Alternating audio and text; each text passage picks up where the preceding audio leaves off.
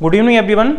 आज हम बात करेंगे नॉट ओनली बट आल्सो, यानी कि यह भी आपका कोरिलेटिव कंजक्शन है, नॉट ओनली बट आल्सो, और काफ़ी महत्वपूर्ण है। आप वीडियो के एंड तक बने रहो, आपको 100% समझ में आएगा। आपका एग्जाम में किस प्रकार से भी आ जाए आप उसको सॉल्व करोगे।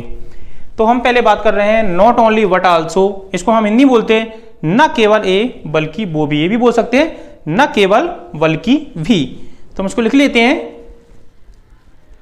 न केवल बल्कि भी, यानी कि यहां पे आल्सो के लिए भी का प्रयोग, नॉट ओनली बट आल्सो, न केवल बल्कि भी। तो सबसे पहले हम बात करते हैं यानी कि ये दो प्रकार से यूज किया जाता है, जब आपके दोनों कर्ता समान हो और जब आपके दोनों कर्ता अलग अलग हों। तो सबसे पहले हम बात करते हैं when subject is same. When subject is same. When subject is same, जब आपके कर्ता दोनों कैसे होंगे, समान होंगे। तो देखते हैं हम पहले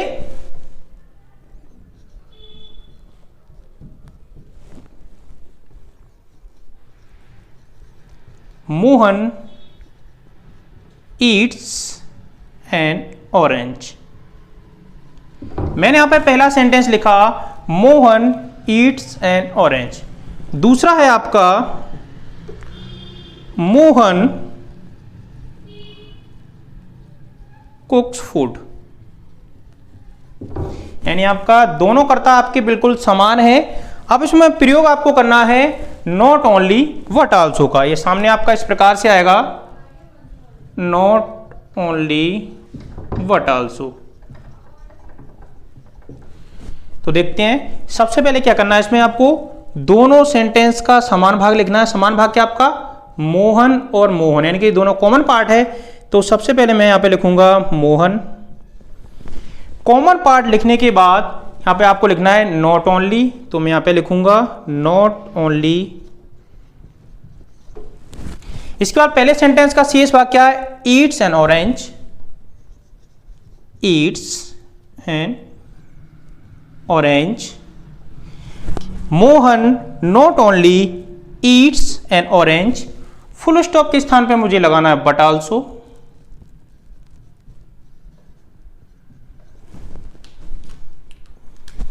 नॉट ओनली का यूज किया, बट आल्सो का यूज किया, थोड़ा हाईलाइट हो गया।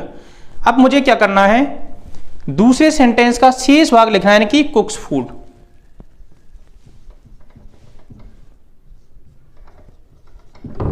देखते एक बार और देख लेते हैं। सबसे पहले मैंने दोनों वाक्यों का कॉमन पार्ट लिखा मोहन, इसके बाद मैंने यहां पे लिखा नॉट ओनली। अब इसके बाद जो पहले सेंटेंस का शेष भाग है वो लिख दिया मैंने, फुल स्टॉप के स्थान पे मैंने लगाया बट आल्सो, और दूसरे वाक्य का शेष भाग लिख दिया। यानी आपको बिल्कुल पूरी तरह से समझ में आ चुका होगा। अब हम बात करते हैं जब आपके दोनों कर्ता अलग अलग होंगे।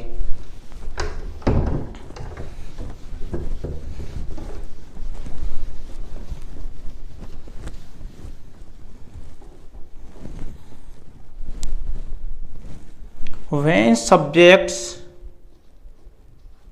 are different, यानी कि जब आपके दोनों कर्ता अलग अलग होंगे तब किस प्रकार से यूज करते हैं वो भी देखते हैं हम।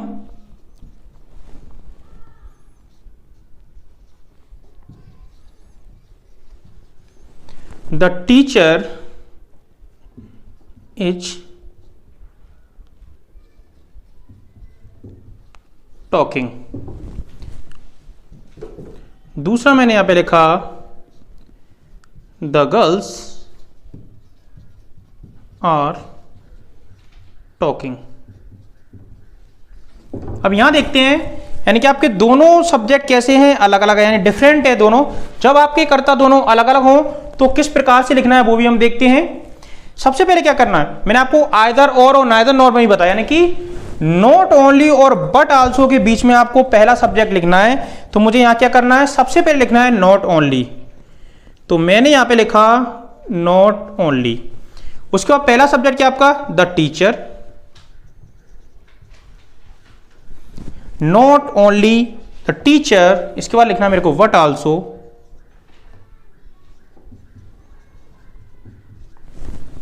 अब क्या करना मेरे को, यानी कि दूसरा सेंटेंस जैसा का जैसा लिख देना है। The girls are talking, the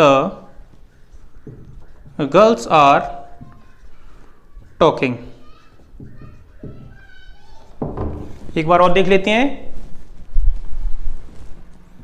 not only but also.